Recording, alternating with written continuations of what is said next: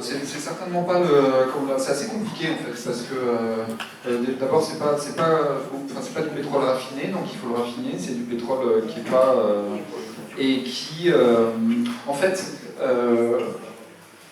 il y a un gars fantastique pour ça que j'ai rencontré il y a plusieurs années, qui travaille beaucoup avec Amnesty et qui s'appelle Francis Perrin, qui est spécialiste des questions pétrolières, qui gère la revue Pétrole et Gaz Arabe.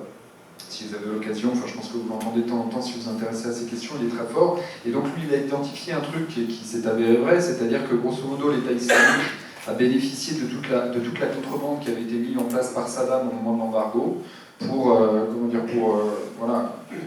contrecarrer l'embargo international. Il y a des gens qui se sont fait profession en fait de dealer du pétrole, d'aller un peu entre les lignes et entre les frontières pour vider du pétrole. C'est principalement des petits contrebandiers. C'est pas énorme non plus, hein. C'est quand même, comment dire, c'est de l'ordre, je crois, de quelques millions d'euros, 3 millions d'euros, je crois, quelque chose comme ça, par semaine.